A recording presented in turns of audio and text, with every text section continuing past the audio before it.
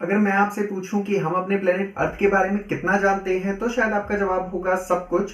और वहीं पे अगर मैं आपसे पूछूं कि हम अपने देश अपने इंडिया के बारे में कितना जानते हैं तो आपका जवाब होगा सब कुछ, और इस बार आप लगभग का भी यूज नहीं करेंगे। पर यहाँ पे मैं आपको थोड़ा सा करेक्ट कर दूं, जी नहीं, हम अपने इंडिया के बारे में सब कुछ नहीं जानते। हमारी ही इंडिया में एक ऐसा आइलैंड है जिसके बारे में हम कुछ भी नहीं जानते। यहाँ तक कि अगर आप इस आइलैंड पे पहुंच गए तो जिंदा वापस आने की भी कोई गारंटी नहीं है। ये आइलैंड है north sentinel island, Andaman Nicobar द्वीप समूह में से ही एक छोटा सा आइलैंड, ज्यादा बड़ा नहीं है, लगभग 60 स्क्वायर किलोमीटर का है, पर अपने आप में बहुत सारे राज्यों को समेटे हुए ये आइलैंड अपने आप में ही अलग है। पूरी दुनिया से अलग थलग कटा हुआ, कोई भी ना यहाँ पे जा सकता है, ना ही यहाँ के लोग पूरी दुनिया में कहीं से भी संपर्क करना चाहते हैं। यहाँ तक कि वैज्ञानिकों को भी इस आइलैंड पे जाके शोध करने की मंजूरी नहीं मिलती है। तो ऐसा क्या है इस आइलैंड पे? क्या यहाँ पे कोई मकड़ियां हैं, ऐसी जहरीली मकड़ियां जिनके काटने से आदमी मर जाएगा, या कोई सांप, कोई जानवर, कोई डायनासोर, कुछ ऐसा? तो जी नहीं, यहाँ ऐसा कुछ भी नहीं है, बल्कि यहाँ पे रहते हैं कुछ अजीबोगरीब लोग जो पिछले 60,000 सालों से, जी हाँ बिल्कुल सही सुना आपने, पिछले 60,000 सालों से उसी आइलैंड पे रहते हैं, पूरी दुनिया से कटे हुए अलग थलग, जो अभी भी उसी 60,000 साल पहले के तरीकों को इस्तेमाल करते हैं। इनकी संख्या कुछ 15 से 400 के बीच में हो सकती है। अब यहाँ पे हो सकती है इसलिए बोला जा रहा है क्योंकि कोई भी जब वहां पे जा ही नहीं सकता तो किसी ने उनको गिना नहीं है, बस लोग दूर से ही अनुमान लगा सकते हैं, साइंटिस्ट ये अंदाजे लगा सकते हैं कि वो संख्या में कितने होंगे। तो अब यहाँ पे आपका सजेशन होगा और आपके मन में एक क्वेश्चन भी आ रहा होगा कि फिर हम मॉडर्न टेक्नोलॉजी का यूज क्यों नहीं कर लेते, क्यों नहीं हम सैटेलाइट इमेजिंग जैसी टेक्नोलॉजीज को यूज करके वहां की सैटेलाइट इमेजेस ले लें और हम उन चीजों को देख लें।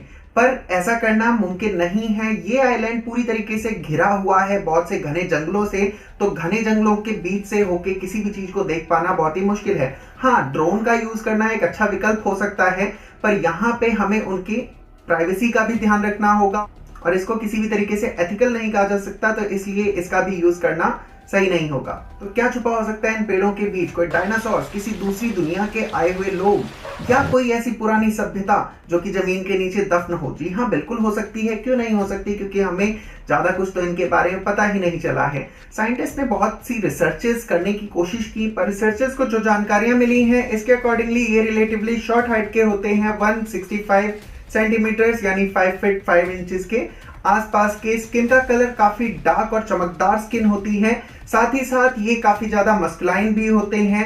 अपने खाने के लिए ये शिकार करते हैं और जो भी इनको जंगल में आसपास में मिल जाती हैं चीजें उनको इकट्ठा करके ले आते हैं। इसी के साथ साथ ये हाथों से अपने जो आसपास इनको कोस्टल फूड मिल जाता है, सी फूड मिल जाता है, उसको भी लेके आते हैं। सी फूड का ये काफी बड़े पैमाने पे इस्तेमाल करते हैं। इसका अंदाजा लगाया जा सकता है इनके जो सेटलमेंट्स हैं उसके आसपास पड़े हुए खाली शेल से। शिकार के लिए औजारों में ये अभी भी तीर, धनुष और भालों का इस्तेमाल करते हैं। इस सब से पता चलता है कि इन्हें अभी तक खेती की कोई नॉलेज नहीं है। अभी ये कंफर्म नहीं है कि ये आग के बारे में भी जानते हैं या नहीं, या फिर 2021 में भी इनके लिए अभी आग खोजना बाकी है। ये छोटी झोपड़ियां बना के रहते हैं और एक अजीब लैंग्वेज बोलते हैं जिसको समझा जाना बहुत ही मुश्किल है, क्योंकि ये लगभग 60,000 साल पुरानी लैंग्वेज है। तो ये भारत का हिस्सा है, इसीलिए भारत सरकार इसका पूरा ध्यान रखती है कि कोई भी बाहरी इन्हें डिस्टर्ब ना कर सके, क्योंकि ये 60,000 सालों से दुनिया से कटे हुए हैं, उनके संपर्क में नहीं आए हैं, तो कोई छोटा सा संपर्क भी बड़ा खतरा लेके आ सकता है। हो सकता है कि एक छोटी सी बीमारी भी को खत्म कर दे। अब ये कोई कल्पना ही है या ऐसा कुछ पहले हुआ भी है? तो जी हाँ बिल्कुल ऐसा हुआ है। तो 19वीं सेंचुरी में British officer Morris Vidal Portman ने एक स्टडी की जिसके अंदर वो इस आइलैंड पे गया। वहां पे उसको 6 लोग मिले, उसने 6 के 6 लोगों को किडनैप किया और पास के शहर में लेके चला गया। यहाँ पे ले जाते ही ये 6 लोग बीमार पड़ गए। इसमें से जो 2 वयस्क थे उनकी तो वहीं पे मृत्यु हो गई, डेथ हो गई। बाकी के 4 बचे बच्चों को वो लेके गया वापस आइलैंड, वहां पे उनको नारियल वगैरह और बाकी गिफ्टों के साथ छोड़ दिया ताकि उसको वो कंपनसेट कर सके। इस स्टडी को किसी भी तरीके से ह्यूमनिस्टिक नहीं कहा जा सकता है, पर हाँ इससे ये जरूर पता लग गया कि उनका किसी भी तरीके का बाहरी संपर्क बहुत ही खतरनाक हो सकता है सेंटिनल्स के लिए। जी हाँ, यही नाम दिया गया है इनको, सेंटिनलीज। तो क्या इसके बाद सारी कोशिशें बंद हो गई, इनसे कभी किसी ने संपर्क करने की कोशिश नहीं की? जी नहीं, ऐसा बिल्कुल नहीं है। 1991 से 97 तक सरकार ने एक बार इनसे संपर्क स्थापित किया। इनको काफी गिफ्ट्स वगैरह भी दिए गए, जैसे कि नारियल, कुछ खाना बनाने के बर्तन, ये सारा चलता रहा। पर 1997 के बाद सरकार ने भी ये समझ लिया कि ऐसा करना इनके लिए ही खतरनाक हो सकता है, इसलिए इनको इनके हाल पे छोड़ दिया गया। पर जब 2004 में सुनामी आई तो सरकार को लगा कि ये भी पूरी तरीके से खत्म हो गए होंगे। इसी चीज की तफ्तीश करने के लिए सरकार ने एक हेलीकॉप्टर भेजा जो इसके ऊपर से होके गुजरना था।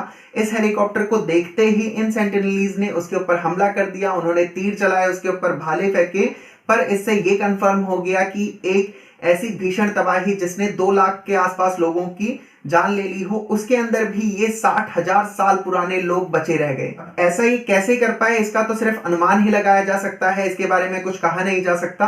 पर चलिए, अच्छी बात है कि ये बचे रह गए। सबके बाद भी लोगों का आइलैंड पे जाने का सिलसिला नहीं रुका। 27 जनवरी 2007 को मछुआरे क्रैब्स की खोज में उस तरफ बढ़ चले। आसपास की बोट्स ने जब उनको सिग्नल दिए, रोकने की कोशिश की, उन्होंने किसी भी सिग्नल का कोई जवाब नहीं दिया और वहां पे चले गए। वहां पे सेंटिनलीज ने इनको तीर और भाले मार के खत्म कर दिया। इस घटना के 3 दिन बाद एक कोस्ट गार्ड का चॉपर इनकी बॉडीज को रिकवर करने के लिए गया।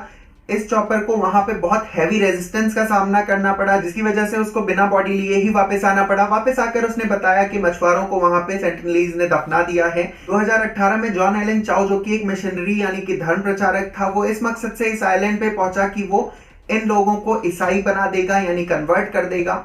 इसके लिए उसने मछुआरों को 30,000 रुपए दिए और उनसे इस आइलैंड पे ले जाने को कहा। उसने कई बार इनके साथ संपर्क साधा, बात करने की कोशिश की, पर आखिरकार वो भी मारा गया और उसकी बॉडी वहीं रह गई। बाद में वो मछुआरे जो इसको उस आइलैंड पे लेके गए थे, उनको जेल हुई। तो इससे ये जरूर साफ हो गया कि ये किसी भी तरीके का कोई बाहरी डिस्टरबेंस नहीं चाहते हैं, तो इनको इनके हाल पे ही छोड़ देना चाहिए। अगर आपको वीडियो अच्छी लगी है तो इसको लाइक कर दें, अपने फ्रेंड्स एंड फैमिली के साथ भी शेयर कर लें ताकि उनको भी इस अमेजिंग आइलैंड के बारे में पता चले। साथ ही अगर आप चैनल पे नए हैं तो सब्सक्राइब करके बेल बटन को भी दबा लीजिए।